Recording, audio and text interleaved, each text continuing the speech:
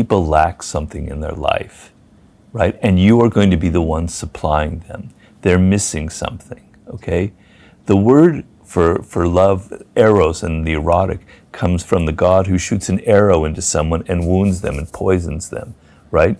So falling in love and seducing is creating a wound in the other person. They need you. You're going to fill what they can't get on their own. So somebody who is completely happy in their life, who's got everything they want, is very hard to seduce. Now, if you're a great seducer, a top-level seducer, you will always find something that people are missing. Nobody is completely happy. Even the very happiest person actually is probably covering up something. And so you'll be able to find that. But the woman who reveals that she's unhappy, that she's got vulnerabilities, that she's been wounded before, and there's something missing in her life, that's like, whew, I can ride right through that. I can be the one to supply. I can be the one to make her happy. They're much easier to seduce. Okay, and you also say that people with imagination, talk to me about what the impact of having an imagination, if a woman has one versus if she doesn't. So the trick in seduction, of male or female seduction, is when you're not there, the other person is thinking about you. That is when you've succeeded. That is the game that you're trying to play. Because when you're there, they're seeing you and things are going on, they're thinking about you. But when you're absent and they're thinking about you, then you've gotten under their skin. If you're not there and they're not thinking about you, then your seduction isn't working, right? So the whole point is to create a fantasy in which they're going, One of the things I talk about is creating mixed signals, like people seem to be good, but they also show a little bit of an evil sign. And so the woman is thinking, who is this man? Do I really know him? What is he really about? I'm intrigued. And he's sort of touched on certain fantasy and points, and her imagination now takes over. She starts thinking about him. She starts imagining him as if he could be playing one of these great archetypes of the male seducer, right? He could be the rescuer. He could be the hero. And so because she has an imagination, a vivid imagination, she's enveloping him in all of these fantasies from her point of view. And so if the male seducer knows how to feed a little bit her imagination so that when he's not there, she starts enveloping him in this. There's the great writer Stendhal, the French writer who wrote a book on love. He compared it to these limbs of trees that have been dropped into this mine, this crystal mine in Germany. And when they pull them out, they're full of crystals. And he calls falling in love this crystallization method, where in your mind, crystals are forming, where you're imagining this person is fantastic and has all these fantasy elements. Well, if the woman has no imagination, is so matter of fact and so businesslike, you could do all of the tactics in the art of seduction, and she won't be thinking about you. She won't be enveloping you in these fantasies. What's interesting then in that imagination, I wonder if it's even worse in today's society, because you've got social media. People look online before they go on a date and they see photos of somebody, and then they have this whole imagination of what that person looks like. If that person then that's got this wild imagination where they see, let's say, a guy with a dog, and they're like, oh my God, he loves dogs. We're going to come together. We're going to have this dog family. Like, he's my person. And that whole idea of the imagination before you've even gone on the date is even more dangerous now. Probably. You're talking to somebody a little bit older. I mean, a lot older. But so I'm back in the day where I had to go to a bar, or I had to go, actually had the cojones to go pick up a woman, right? I didn't have all this crap. So yeah, if you're a male seducer, you know how to create that fantasy by having a picture of holding a little cat. Oh, he's so sensitive and wonderful, or a dog, and creating this kind of image that's going to feed women's imagination. She's hooked. He's got the little hook in her. You can take her wherever he wants. So using that and being very clever with how you present yourself with the image and the words that go with it you can feed that imagination factor. Yeah. Okay, so what I've done is I've actually pulled out, so you have a seduction process in your book, and I've pulled out some of the ones that I just find utterly fascinating that I would love to really talk about. All right. So number 2, actually, I only got to number 2. We've got 24 to go. Yeah, I know. Well, I was going to go through all of them, Robert, and I was like, if only I could keep you here for multiple hours, I would, because I adore you so much. But what we've done is I've just pulled out like the ones that I think my audience would really find powerful. So you got number 2, which is create a false sense of security. So when a man's trying to seduce a woman, there's a wariness. Women have much more to lose in a seduction than the man, right? Men, they'll sleep with anybody practically, right? We all know that.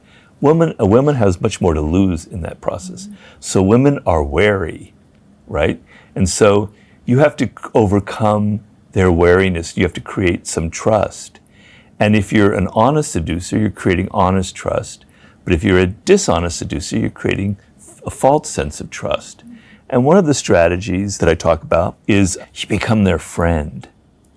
And when you're their friend, and this is a longer seduction, this will take several months because you can't do it in a couple of days.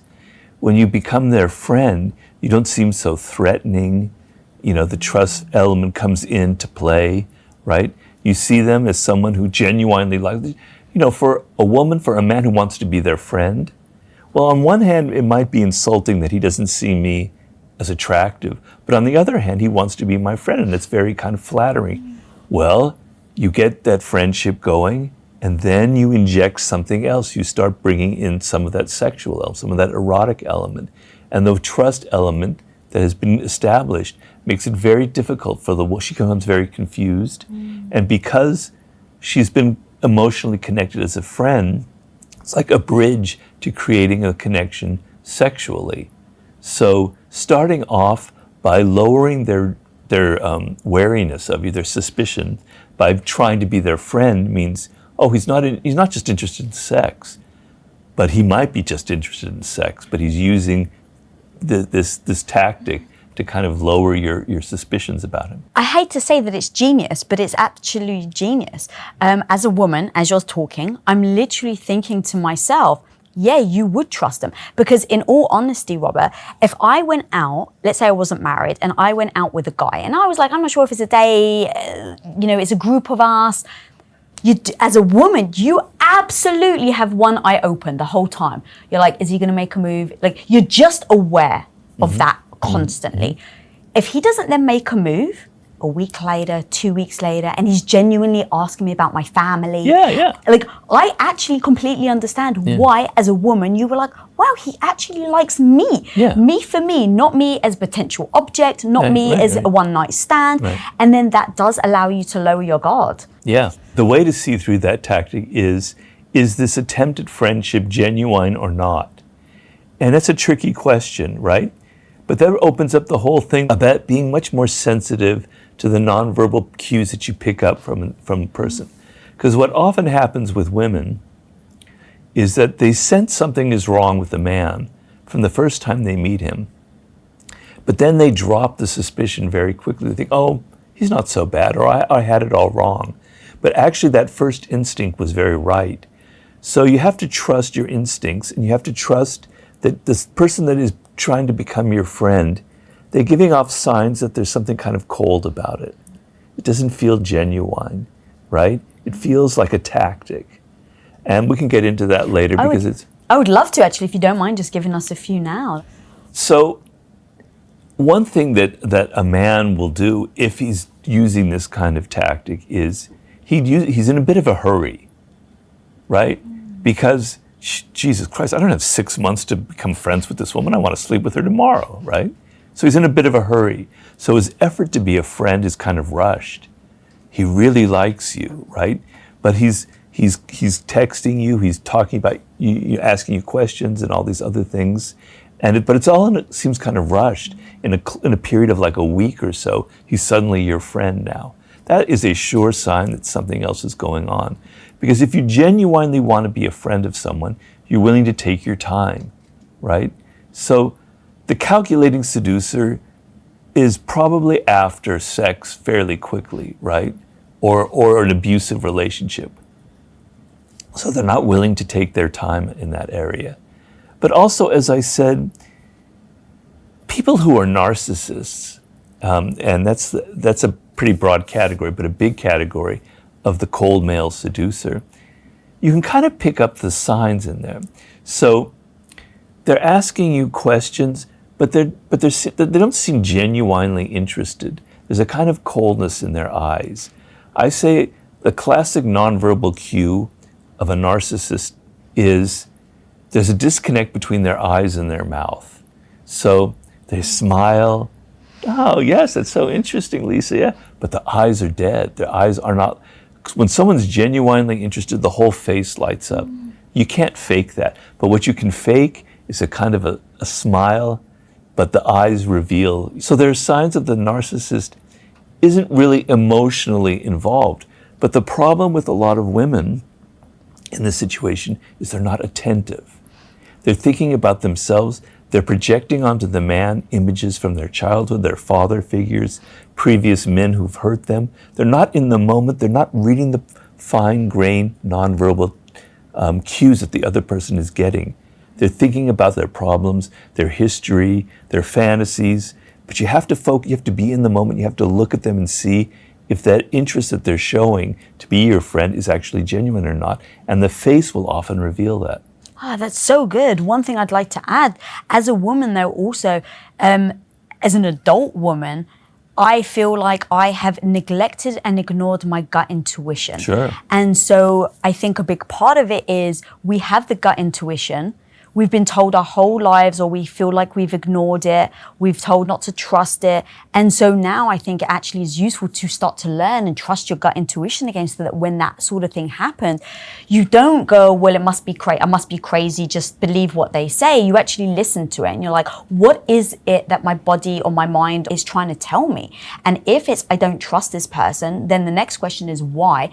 And I love you being able to give that tactic of look at their eyes and look at their mouth. And if there's feels like there's something out of alignment, notice it and trust it. I think that's really powerful. Well, in the past, before the internet, when people were more social, and women were a little bit warier than they are now about men, right? Because becoming pregnant outside of marriage was a huge deal. They had that instinct, and it was very, very strong. A woman could pick up the signals of a cold seducer pretty quickly, but that skill has been degraded in the modern era, right? And so when you're spending so much of your time on your phone and you're judging people, the virtual thing, you're losing the sense of how to look at somebody in the moment and feel. And it's not just this thing I told you about the eyes. Some of it I can't even communicate in words. It's that gut feeling that something isn't right about this person. Something is disconnected. I can't say exactly what it is, but it's giving me a feeling that he is not who he pretends to be. There's a fine line between that and paranoia, where you're doing that to every man. Because if you become like that, then you can never have a good relationship. You can never let down your guard. So that you can go too far with that. But you should have, in the initial stages of a relationship, a woman should have a little bit of suspicion, a little bit of wariness that has to come down. He has to earn your trust. It can't just be this instant thing that happens. Oh God, I love the earning, the trusting. I think that's super important versus just give your trust over. One thing I started to do was really start to learn my own intuition and almost train it and think of it like a skill set, because I've been ignoring it for so long and it keeps showing up, and it's like I need to start listening to it. So instead of just taking it for fact, what I started to do is every time I had a gut intuition, I would write it down. Can you give me an example of some? Yes, somebody gave me some signals where I'm like, I don't know if I can trust that person. There's something, and I don't know what, because on paper, if it was a script, it would read very normal. People would be like, there's nothing wrong. But there were certain things that they said that made me think they weren't trustworthy and that they were a flake. I had zero proof, and every time I tried to articulate it, I was like, I think I'm just imagining it, but it feels real. And within a month, of course, it completely played out the way that my gut had anticipated, and they were proven to not be trustworthy. Yeah. So that allowed me to encourage myself to listen to nonverbal cues more. That's right. It's very important. Yeah.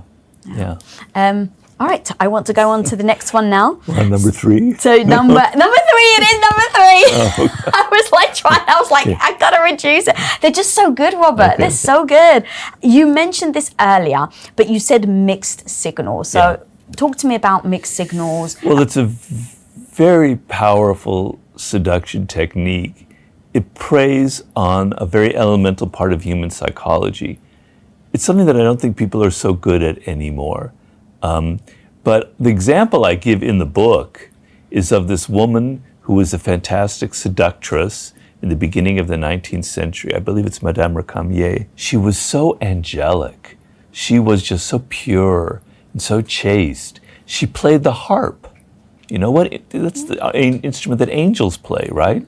They would be salons where she would be playing the harp and there would be other musicians there. And she was very beautiful and the men would like going crazy about her. But then what she would do is she'd be playing the harp and then she would shoot this man a look that said something else, something a little bit sexual, something a little bit naughty. But then it was gone and she was playing the harp again. And he'd be going, what the hell was that? Did I just pick up like some kind of interest in me that was physical? But then she went back, she's such so angelic, she's so unlike that, right? What is it? Well, that triggers the fantasy element, right? The person is a puzzle. And the problem today, and people are so obvious, they're so goddamn obvious. They're on the internet, they're saying, here's what I have for breakfast, here's what I love.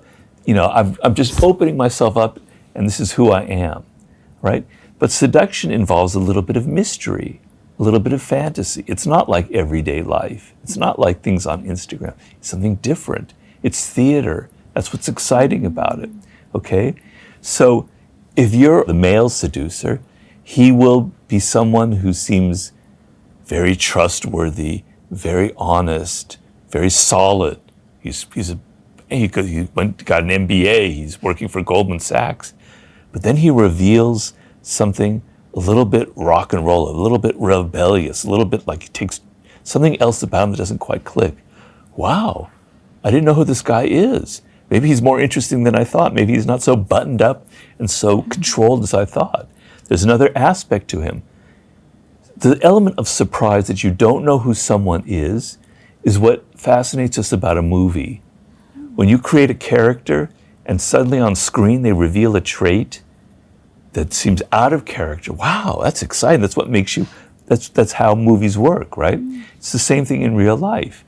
You create a sense of, you don't know who I am, but it has to be subtle. It's not like you're not Dr. Jekyll and Mr. Hyde. You're not half evil and half button-down banker.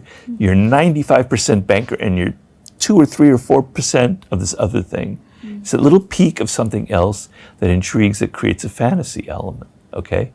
Now, how a woman could sense that that is a tactic, it comes back down to that nonverbal element. Or the other thing is analyze what it is that's intriguing you, what it is that's making you think about the person. So from the woman's point of view, the ability to stand back and analyze a situation instead of getting immediately rushing in emotionally is probably the best thing overall for the whole thing that we're talking about today. Okay, so number 5. See, I ditched number 4. We got create a need. So you put stir anxiety and discontent. Well, that's one of the more evil tactics. I don't deny that. I hate to say it because I'm not really into the whole, I'm certainly not into the pickup artist scene, right? And people have associated my book with that. Because I want my book to be something a little more elevated than that. But in the pickup artist world, they have the thing called negging, which is what negging, negative, where you tell the woman something negative about them. Well, that creates a kind of a wound in them that gives you now room to now your next step is sort of kind and interested in them, but they're feeling like they want to kind of satisfy what you were criticizing. So creating a wound, creating a need for you is what a classic seducer will do. So you're pinpointing a vulnerability that they have, something that's missing in their life, and you're going to be the one that provides it. So if you actually create the need in them by something you say, and then you're the one to satisfy it, it's a very, very potent seduction technique. Now, the thing that happened with the game and the pickup artist scene in Los Angeles is that so many men were using these tactics, were using that negging tactic, that the moment a woman heard that, she knew this guy's a pickup artist, and they weren't interested in it. So it stopped working after a while.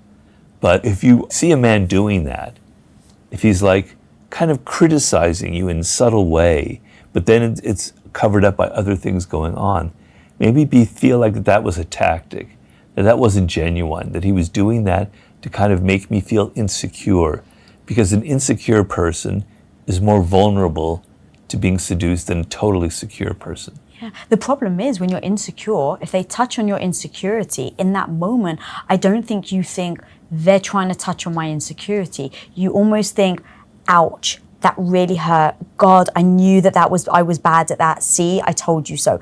And it almost reconfirms what you're thinking instead of highlights that they're trying to seduce you. That's very true. Which is why sometimes you have to be able to like withdraw from your emotional responses and analyze what's going on. Now, I talk about this in all of my books. We're emotional animals. We're not rational creatures, despite what we might think. So in the moment, you're always going to be emotionally involved. You can be upset, but also you want to show the other person that they're wrong about the insecurity they created, which is a seduction technique. So in the moment, as you say, you're feeling that, and there's no way you're going to get over it. It's going to embroil you in a thought process that's going to make you even more insecure. What you need to do is the next day, you need to look back at what happened and think about it and analyze it when they're not in your presence, and go, what really went on? So that would be a tactic I would really, really emphasize. On like a first date particularly, the next day, mentally review what they did and what they said, and think about whether it seemed like it was genuine or natural, or if there might have been some kind of manipulative game going on, and kind of analyze it a little bit, because it's hard to do that in the moment. Do you find that it's harder to even do that when the closer you are to the person? So on the first date, I think it may be a little easier to disconnect yourself, to be like, Sure. hang on a minute, that was a little rude. Versus if you're doing it, let's say to a parent or a sibling, where you're like, that was really offensive. Do you think it's harder? And then if so, are there any tactics that you have seen or used where it's like, even if you care about them and you love them, like if it was my husband or your wife, like how do we still look at that without emotion and still be able to identify that maybe it was a tactic? Well, it's not always a tactic. I mean, I've known situations where a parent will make a comment about a woman's weight, a kind of a bitchy comment.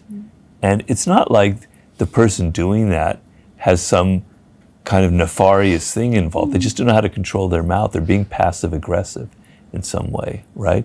And as you say, if it's like a parent or somebody you've been involved with for several years, it's much, much harder to take that distance. But it's very important. Now, I know people in my life who know how to trigger me like that and say something like that. And I do get upset, even though I've written all the books about not getting upset, because I can't bloody well help it, right? And then I might react and do something that I kind of regret, and then I analyze it, and then I go, what went on here in this situation, and I unspool it. Now, it's easy for me to say that because I've been doing this for years. It's why I write books. I understand that having a distance when a parent says a comment that's kind of biting or cruel, it's very hard to, like, the next day to think about that and see. But in general, I try to promote this philosophy that what people do to you is not personal. Now, people have a very hard time with that, going, well, what do you mean it's not personal, Robert? Well, what I mean by that is when somebody says something malicious or cruel or bitchy, they're not really aiming it at you. They're having problems from their own past. They're aiming it at their parent. They're aiming it at a sibling. They're aiming it at a previous boyfriend or girlfriend. They're aiming it at a colleague that at work that did something to them. It really isn't personal about you in particular. It's about them and their problems. So if you take the angle that I'm not going to get emotionally involved with this because it really has nothing to do with me, that is an incredibly liberating thing to develop. I'm not saying it's easy, but that should be like the end game of a lot of our kind of self-help. I tried to do that recently, actually, and it really worked. So I got a very negative comment in my YouTube channel. Oh dear. What do you mean you read your YouTube comments? Yeah, I do. I read my... Guys, at home, I read your comments. I really do. Because here's the thing. But they're cruel, they're mean, they're awful. Actually, not in my community. They're amazing. On YouTube? Yeah. It's kind of like the Wild Wild West. I know. Okay. But like, because this community is women who actually want to do better, like we all really support, I'm not to say we don't have those negative Nancys, but we've got this community where everyone wants to uplift each other. Now, every so often though, I do get a negative comment. Sure. And so it's usually when a video goes viral, unfortunately, but I got this negative comment and it was so rude. It was so dismissive. It was so insulting. And I just paused. First of all, I thought, what has happened to that person in their life? They don't know me. So what has happened where they've had such a visceral negative emotion towards me? I went back to what happened in their past. What was it that I've done that potentially triggered them to make them think of their past? And then instead of fighting, like I've definitely got a strong backbone, I just met them with grace. And I said, if you just took that minute that you just wrote this negative comment and told someone in your life how much you love them, how good they're doing, could you imagine what kind of world we would live in? And so that's kind of my new approach of that. It's not personal. Greet them with grace. Right. And then the final thing is, I don't think men get this as much as women, but the second as a woman you get emotional, all of a sudden you get dismissed. Yeah. If you have an emotional response to something, even if it's a rightful emotional response to a negative comment, if you get your back up, it's just, you're seen as like now defensive, a bitch. And so that was like kind of my new strategy of just... I think that's very smart. That's very smart. I'm going to go to the next point now. Please. All right. You somewhat covered this of number 9, which is keep them in suspense when you don't have any idea what's coming next. So a seduction is like a story that you're telling, right? So what interests us about a story is, I don't know what's going to happen next. Therefore, I've got to turn the page. I'm watching this movie. I don't know what's going to happen to this character. All right, I'm going to keep watching it, right? So a seduction operates on that same dynamic. The person doesn't know where you're going to take them on the next date. They don't know maybe how you're going to appear, what you're going to wear, but the surprises are positive, they're interesting, they're exciting, there's gifts involved, there's places you're taking them to, but it's not predictable, it's unfamiliar, it's theater. Because, let's face it, for most of us, our day-to-day lives are rather banal and rather boring. I can say that my life is very boring. I just sit in my office writing all day, right? But for us also in this world, for men in the 18th century, they were going on ships, they were crossing the ocean, they were killing people with swords, they were battling, they're going off to war. It was adventure, it was excitement. Now they're sitting in cubicles and they're typing all day. We're leading these boring, banal lives. Everything is familiar, everything is predictable. A seduction is you're taking somebody out of that world and you're taking them into something different, heightened, more dramatic, more interesting, more theatrical. Okay? So that means you're creating surprises. And so when I'm telling men how to seduce, I say that you have to kind of create these little moments where the woman is caught off guard. She doesn't know where you're taking them, what the next step is. There could be sometimes slightly negative things where it might be, that wasn't good. And then you immediately catch it up with something good, kind of a roller coaster ride, very calculated. And is that slightly off guard then? Because you said sometimes a little bad, sometimes good. Is that part of it as well? Because if it was always good, would it not be as effective? Yeah, exactly. So, I mean, it's the classic coquette strategy where you're kind of going hot and cold, hot and cold, hot and cold. Maybe the hot is 70% and the cold is 30%. But when you're cold, they're like, oh my God, what's wrong? Did I do something wrong? Because the first thing that you do is, what did I do that was wrong that made them kind of withdraw from me? Then the next moment they're smiling, they're taking you somewhere else. Oh, relief. Oh, wow, yeah. Okay, it's okay now. That's how you get involved on that kind of emotional roller coaster, and they kind of hook you that way. Because the whole game, besides getting the other person to think about you when you're not there, is to get them emotional about you. Even if they dislike you, that's okay, because that can be overcome. What you cannot overcome is indifference. So getting them to be upset, which is the whole thing about that wound, getting them to be suspicious, angry, that gives you room to turn around to seduce them because they're emotional. They're getting emotional in your presence. That emotion in your presence can now be turned into something else. Oh, that's so true. There's actually lyrics in a song that go, I'd rather you hate me than forget me. Yeah. And it's a love song about a woman basically saying, I'm over you. And Yeah. she's like, he says, I'd rather you actually hate me. Right. So I always found that like super fascinating because it still means that you care. Right. Whereas the indifference is like you literally don't exist in their lives and they have zero feelings towards you. And then the other thing that you said that really hit me was with the hot and cold. Before I met Tom, I had a very turbulent, toxic relationship with a guy for 4 years. And what I remember is on the good days, I would say, oh my God, thank God you stayed with him. Because then you wouldn't have, this is the moments that you love, Lisa. And then you go through the bad moments and then you get back to the good moment. And in the good moment, you're always like, oh, phew, okay, we're back here again, thank God. The thing about that is, I don't know this person, so I don't know what this relationship is. You wonder, is it conscious or unconscious? It's both. We don't realize that things can be both. So that people may not be totally aware that they're doing that, but there's a part of them in the back of their minds that know that they are kind of creating this hot and cold game. They're creating a push and pull. So it's never completely natural or unconscious. There's an element where they kind of know that this is a very effective thing to use on the other person.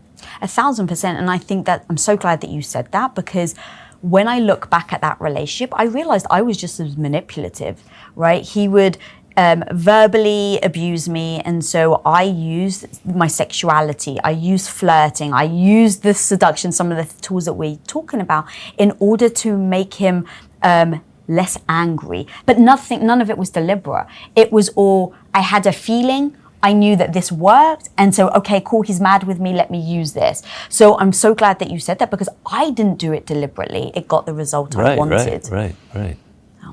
Okay, we're going to move on now to number 13, which is disarm through strategic weakness and vulnerability. A woman's going to be suspicious of a man because she will think that he's more powerful, he's more male, he's more masculine, he's more aggressive than I am, right? So she's a little bit afraid. Women can be a little bit afraid of men, and rightfully so. So a very nefarious tactic on the male side is to kind of make it feel like the woman is the one in power. The woman is the one who's in control, right? I'm under her claws. She's the one that's operating this. I'm actually kind of weak. I'm actually kind of vulnerable. Well, that makes it, that takes all the trust element and goes, whoa, yeah, I feel fine in this person. To feel like you're the one controlling the man, that he's like weak and he's the more emotional one, that he needs you more than you need him, is going to make all your suspicions, disappear. But it has to happen at the right moment. That's why this is in order. That's why this is number 13. If you did that at number 1 or 2, it's like, oh, this guy's kind of weak. That's so true. He's too nice. I'm not interested in him. Yeah.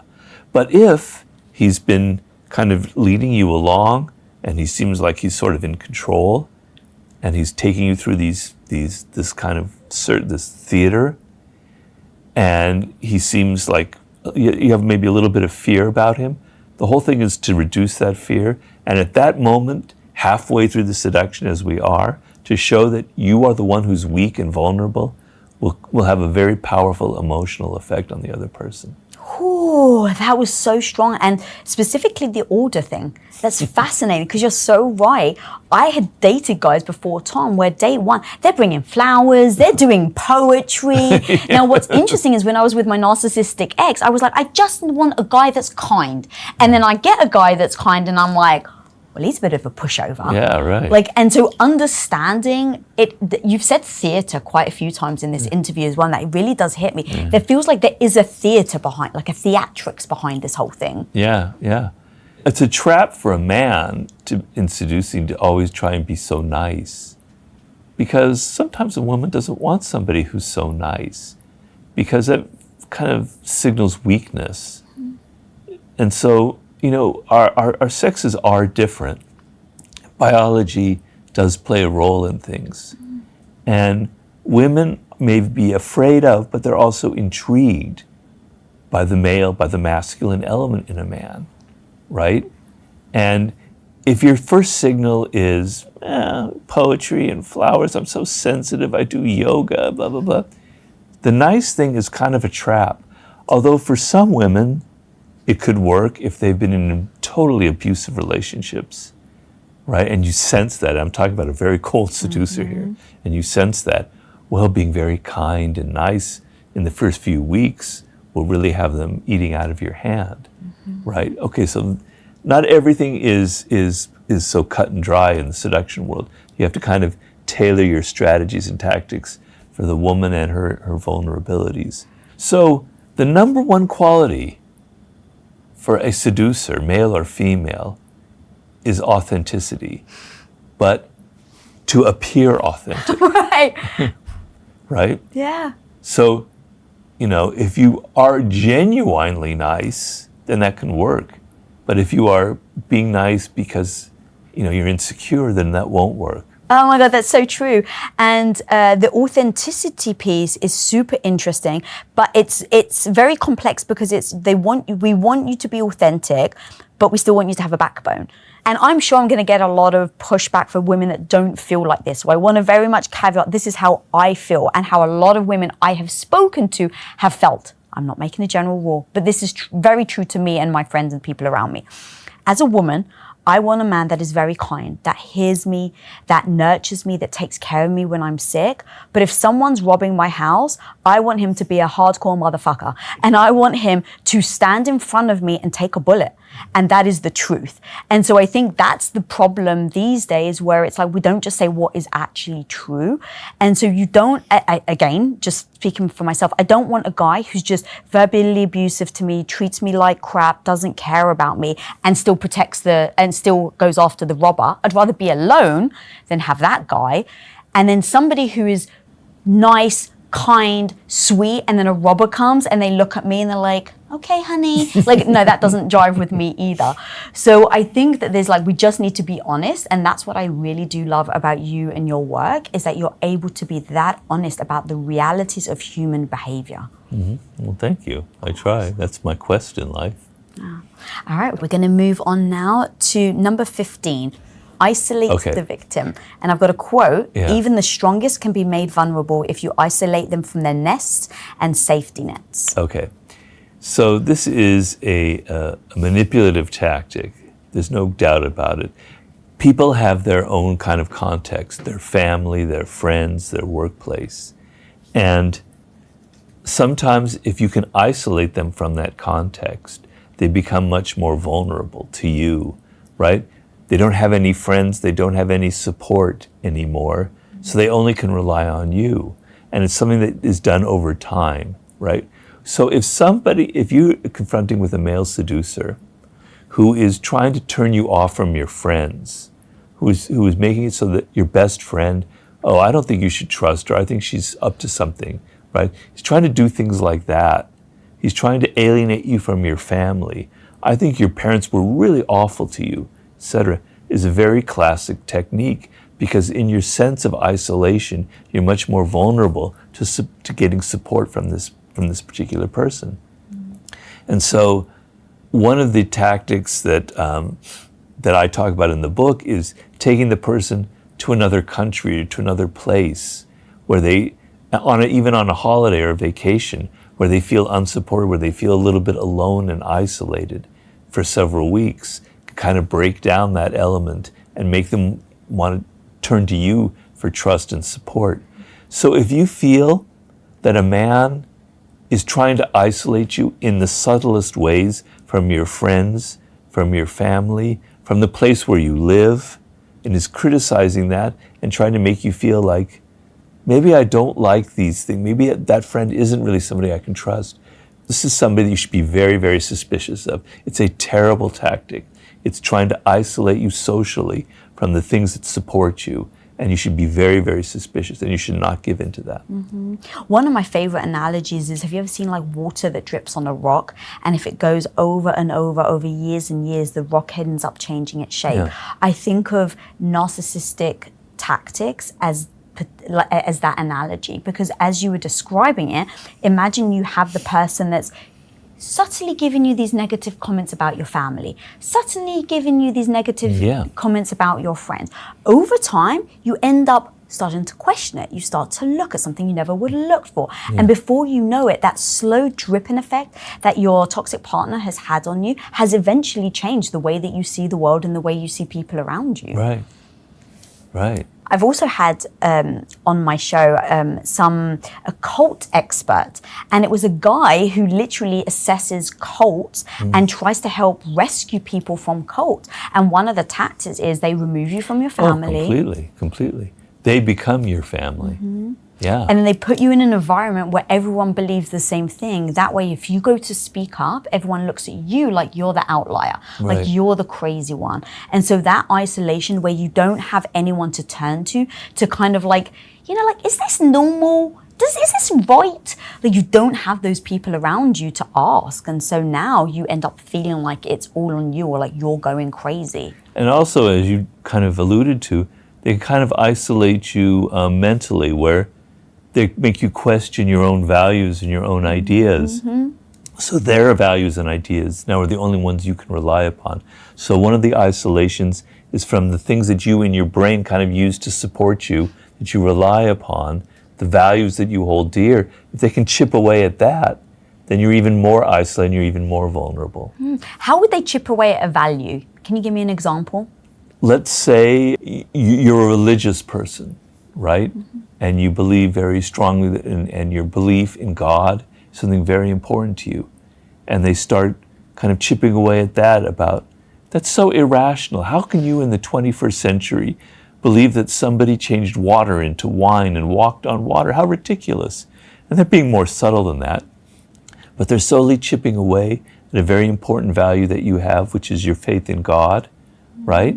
And then just thinking about, like, if they did it in a mocking tone, like, I think that would be even more insulting, because it's this like little comment, and then if you say, well, hang on a minute, that was really offensive, then again, that person can come back and say, oh, you're so sensitive. Exactly. And they just keep turning it back. Yeah, it just keeps turning it back on you. That's one of the strategies about insinuation. You insinuate doubts into the other person. God, that's unfortunately powerful. So we're going to go to number 18 now, which is stir up the transgressive and the taboo. I actually was shocked to see that. So talk to me about why stirring up the taboo actually helps as part of the seduction.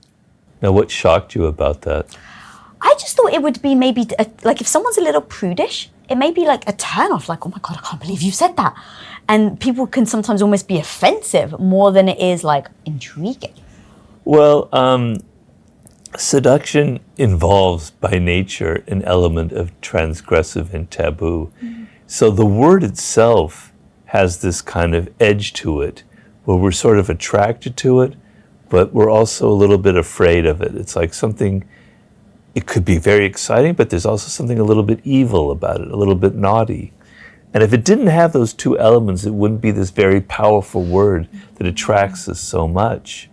So people who pretend that they want everything to be so comfortable and easy and perfect in their life. They want everything to be good, everything to be sweet and angelic. But people are complicated. They desire the opposite of what they say they think they want.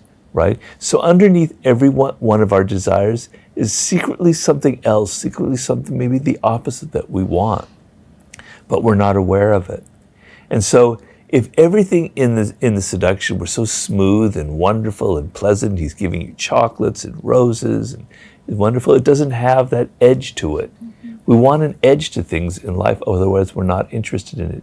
It gives it something, a little bit, a whiff of danger. It's something we haven't talked about. But seduction has to have an element of danger to it. It has to be like being involved with this person. It's not like my life is at stake, but something potentially bad could happen, or there's an adventure involved that I'm not used to, where I could lose something that I value. And that element of danger is actually a spice in our life. So my view of people today is that we're too tight. We're too like this. We're too political. We're too like holding on to things we want. We're like, I call it the new prudery in the art of seduction. This is the new prudery, is our political correctness. Our everything has to be this way. I'm so moral and righteous. This is what's right and that's what's wrong. And secretly, underneath it all, we actually yearn for the opposite, because it's not natural for us to be so tight and wound up. The human being wants to loosen up. We want to laugh. We want to do the opposite of what's going on in society. We want things that are unconventional. We want things that are mysterious. We want things that are weird and strange. We don't want our lives to be so tight and controlled like everything is on the media, where you say one wrong thing and 8 million people are after you, right? So an element of political incorrectness, of taboo, of something I'm not supposed to be interested in that person, but I am. How exciting. I think is a very, very important part of a seduction, because people are wound up way too tight these days, and they need a release, and they need that release is something that they would never normally do. You know what hit me as you were talking? Have you read, I don't know if you've read this, or you'll be horrified that I'm asking you if you read this. Uh-oh. Have you read 50 Shades of Grey? No, but my wife has, and she talked to me about it, and so I'm kind of up on what it's all about. When I was reading it, was utterly shocking. But that's a perfect example of what I'm talking about. Exactly. That was what hit me. So I do know about the book. Yeah, that's what hit me, because I was like, when you were saying taboo, I was like, oh, I don't know. Like, if something's taboo and someone's a little like edgy, I think people will get their back up. But actually, I take that all back, because you're 1,000% right. Because the book, you would have your, I want to say, average woman who's like, maybe they've got yoga and they've got kids. They're still reading 50 Shades of Grey. But it's not only reading 50 Shades of Grey. The whole romance fiction world is filled with 50 Shades of Grey, where the male, believe me, because Anna's told me, she's instructed me about this. It's the hero, the male, who's got this kind of secret side to him. He's got a touch of evil to him, but the woman is going to be the one who's going to change him. And that's the whole thing even behind 50 Shades of Grey, where I think in the end she does kind of get him to settle down. That's the fantasy element. The fantasy element is, I meet this guy who's got this kind of secret. In this case, I guess he's into kind of sadism or BDSM. But secretly, the woman is attracted to that dark side of him. You're 1,000% right. As you're reading it, you get more and more intrigued and enticed by the story, not less. And he gets her to do some crazy shit. It's pretty raunchy. And I'm reading it and I'm like finding this fascinating. Well, there you go. But then Tom, my husband, who nothing can shock him, like he very rarely gets shocked by anything. He picks up the book and he's like, what is all the fuss about? Like, every woman that I've heard, you're obsessed with it. So he opens it to a random page and he reads one paragraph and he's like, oh my. He's like, even I'm shocked by this.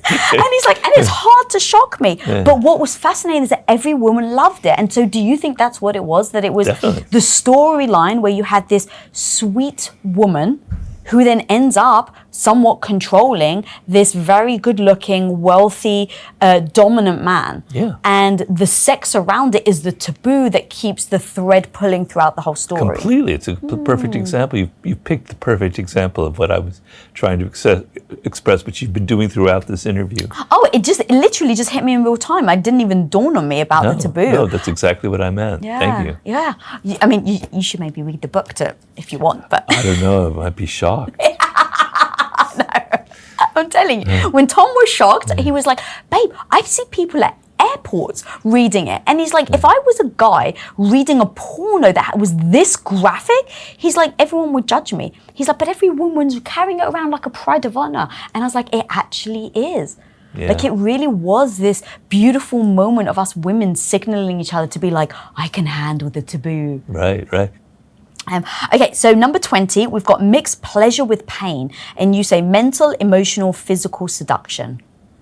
Well, now we're entering the last stages of the seduction where you've been messing with the person psychologically. They've kind of had a back and forth dynamic with you where they're very excited, they're intrigued, but then they're pulling back because the things you've done that they're not sure about. And it's like a piece of metal that's getting weaker and weaker and weaker by all the bending back and forth, and they're on the verge of breaking. And so injecting a little bit of pain at the end of this, towards this moment in the seduction, like, I'm gonna leave you, it's over, I'm done with you, man, that'll be very, very powerful, because there's been so much pleasure, so much excitement, so much interest involved, that at that moment that you're gonna pull back, or that you do something kind of heartless, is going to have a devastating effect on the other person. So I'm being the evil seducer now here, but giving that back and forth dynamic where you're leading them along, where it's very fun, it's pleasurable, exciting, but there are moments of doubt and pain, really is what hooks the other person and gets them completely in your grasp. So if everything is pleasurable, it's not going to have the emotional impact than if you put in, particularly near the end, these little doses of pain. I really think it's important that you said at the end, because I think you're right, going back to the other ones. Like, if you did at the beginning, you're like, well, this is an asshole, like, I'm not seeing them again, and then you'd never see them again if it's a relationship. But doing it when you feel loved, when maybe you feel like you can trust them, you've been vulnerable with them, and then they do the pain, like that. The back and forth is so true, and it kind of then goes into the other point that you made about the confusion, right? Where it's like making them confused, where it's like, oh my God, this is so amazing. Oh my God, this hurts. This is amazing. This hurts. Yeah, well, I mean, to me, I don't know if this is going to sound too weird, but an orgasm is a kind of mix of that. Oh, no, you're right. An orgasm is so pleasurable it almost hurts. You're right. In French, they call it le petit mort, the little death. There's almost a sense of, it's too much, it's almost like I'm having a heart attack, but it's so fucking pleasurable, right? And so in the orgasm itself, which is the end goal perhaps in a seduction, this is kind of like a little mini orgasm where there's both that sense of this is so much fun, but it's also kind of a bit unpleasant, kind of mimics that sensation, if I'm not being too theoretical here. No, I think you've hit the nail on the head, actually. Okay, we're going to move on now to number 21. Give them space to fall. The pursuer is pursued. If you're pursuing someone so much, right, it's almost like it's getting too predictable here. Mm-hmm. And the sense of being constantly chased and the sense of pursued is tiring. It's also a little bit frightening. And it's also like, where is this all ending, right? It's going too much like you're in control of everything. If you take a step back, you're the one pursuing her, and now you step back and you don't call her as much, and you're doing your work and you're not so interested in her, suddenly she's going to have to pursue you because you've got your hooks in her so deeply. And the moment you've created this space, because think of it spatially, you're after her, it's like this, you're after her, and then you pull back. Now there's a space between you two. That space is where she's going to fall. And that's what I mean by it. So you've pulled back, and now she's going to pursue you because she doesn't want to lose it. It's been so interesting and so pleasurable. And she's so used to this dynamic that she's now going to turn around. The moment she pursues you in any way, it's over. You've seduced her. That's it. So it's got to be timed right. We're very near the end of our seduction here, because that literally means to fall, and we're like falling in love. So this is a book about getting people to love you. It's not a book about just having sex. It's all psychological. And literally falling in love is you can't control it, you're falling. So you're giving them space for them to fall, because if you're pursuing them, they're just backing up, but you want them to go like that. I interviewed a CIA spy, and part of his techniques is to be able to convince someone to trust them and to love, right? To take their secrets. And he says that the thing that you need to do is they need to trust you, because people don't necessarily fall into love, they actually fall into trust. And it's the trust that they perceive as love. And I found that always fascinating. Wow. So we got number 23. So that was the last one I went to. Master the art of the bold move. This is the end of it, the end game, which could be sex, whatever it is that you're after, okay? But the problem that a man will have in this situation is he's so worried that he's going to offend the woman, that she's going to think that all he wants is sex. He's trying to be nice, and so he's reluctant to take the last step, right? But then to the woman, that signals, you've been doing this all along. You don't desire me that much. You're not willing to do something kind of aggressive. This is the moment that the woman wants something aggressive. She doesn't want you to hit her, but she wants you to take the initiative and do something which signals that you are so attracted to her, you are so in love with her, that you're just going to like pounce on her. And that's what ends a seduction. That's what's powerful. That's what moves the other person. But the fact that you're hesitating ruins the whole effect. So at the very last moment, it's your boldness that will consummate it. It's the boldness that in this situation, the woman actually wants. Okay, so you wrote those. Oh my God, they're so powerful. And then you do a fourth one, which 24, which is kind of, you said the after effects. So beware of the after effects. What are the after effects? Well, let's take it from, since this is your audience is female, let's take it from the woman's point of view. The man has been doing all of these things that have quite honestly require some effort, right? He's put, if it's been over the course of a couple months, let's just give it a little bit of time. We're not doing one of those pick up in a bar 3-day kind of things. Yeah. It's been a couple months. He's been working at it, right? He's been doing these things. He's been taking you out here. He's been buying you things. You're also doing things as well. I'm not saying it's totally one-sided, but he's been putting in all this effort. Now he's got what he wants, and it's all gone, right? Now he doesn't need to take you out to a nice restaurant. Now he doesn't need to dress up nicely. He can just sit at home in his shorts and order pizza in and watch games. He starts to take you for granted, right? He stops seducing. Now, I'm saying in this 24 here, obviously you're not going to be giving the same amount of effort that you did earlier on. That would be exhausting. A couple that like you has lasted 22 years, if Tom or you were doing this for 22 years, you would have killed yourself by then. It'd be too much. No, you have to keep seducing a little bit on and on and on. You have to occasionally do surprises. You have to occasionally take them to someplace special. You have to be willing to keep dressing nicely or do something different, to have that slight theatrical, that sort of fantasy element. There still has to be a little bit of mystery involved.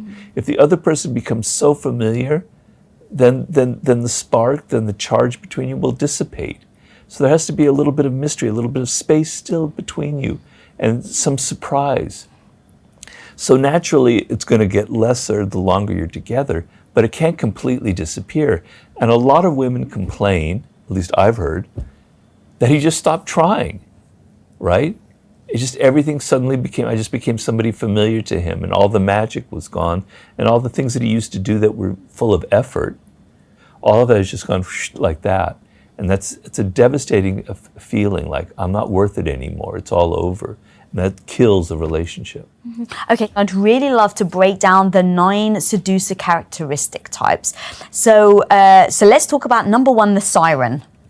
Well, the siren is like the original seductress. So I maintain in the book that seduction was a strategy that women invented thousands of years ago because of the uneven power dynamic, quite honestly. So sex was the one tool back then that a woman had to gain power over a man. And so women invented the art of seduction as a way to turn the dynamic around, right? To have power over the man. So they developed this very elaborate art of how to hook a man so that he would become her slave, which was very, very powerful. And so the archetype of that is like Cleopatra, right? So the siren is the most primal, the most primitive form of seduction, of seductress. And these were literally, sirens were literally these mythical creatures that were on rocks in the sea, and their song was so powerful that men on ships would drive into the water to reach them, and then they would drown and die. So the siren is so powerfully attractive, so powerfully seductive, has such a sexual energy that men will dive into the water and kill themselves over them. They're so attracted to them. And so the siren kind of exudes this kind of very powerful sexual energy. She doesn't have to say anything. There was a charge about her that was very sexual and very powerful. And men would go wild over this, and they would pursue her, and then she would know how to keep stringing them along. So Cleopatra, who, as far as we know, was not incredibly beautiful. She had a bit of a nose, and the people who described her, she wasn't like a classic beauty. She was a master of psychology. She created this theater as if she were a living goddess, and men would go crazy over that. And the other classic example is Marilyn Monroe. So a siren will seduce any kind of man. She'll seduce the great athlete, like Marilyn Monroe seduced Joe DiMaggio. She will seduce the intellectual, like she seduced Arthur Miller. No man can resist a siren because of that energy that she exudes, that's so primal, and it's so rare. There are not that many sirens around, but a siren is the most devastating seductress of them all. And I think it's quite a myth, right, that we think the siren is a goddess, is stunning, is beautiful. No, she's a master of fantasy. She creates a fantasy that she does have all of these qualities. Now, Marilyn Monroe, yes, she was very beautiful, but I talk about in The Art of Seduction, Marilyn Monroe would go into a bar in New York and nobody would recognize her, right? It was all image. She knew how to use makeup, how to do her hair, but you take away her makeup, you take away her hair wasn't naturally blonde, She was pretty, but she was not Marilyn Monroe. People wouldn't recognize her. It was all something she created. The siren creates her image. She creates something very theatrical, very powerful, very larger than life.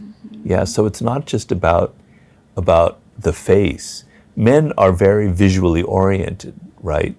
But it's also the psychology involved that she's playing on. That's fascinating.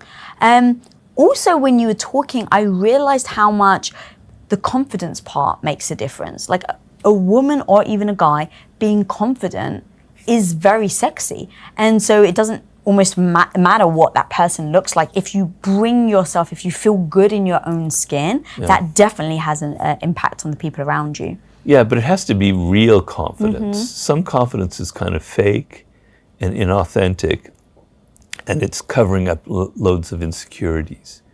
And people can pick that up. But if it's real confidence, you're exactly right. Which brings us to the next one, the rake. And the reason I bring that up, the rake is the kind of most dominant male form of seducer. The rake is the male form of the siren. And there was a rake called Gabriele D'Annunzio, an Italian poet, that no woman could resist. It was amazing. He was one of the ugliest men. He was truly ugly. He was short. He had this horrible skin color. He had a nose, but he was a poet. And his words just flowed, because the weakness of women is often words. And he was a fountain of beautiful words, and he was a master of seduction. The rake is a man who's really, really interested in women. You know, he's interested in their world, in their spirit. He often grew up with maybe a mother and sisters, so he's very comfortable around women. He knows them. He loves women. He loves their world, their energy, their spirit. But not a single woman can ever satisfy him. So he has to have 50, he has to have 100, he has to have 1,000 women in his life. And Errol Flynn, by the time he died, calculated that he'd slept with 3,000 women. Whoa. And he died at the age of 50. But the fact that he's so interested in their world, he's so attentive, is what's so devastatingly attractive to the woman. And he's so confident in himself. He's got this kind of male energy. He's like a tiger. He just knows who he is.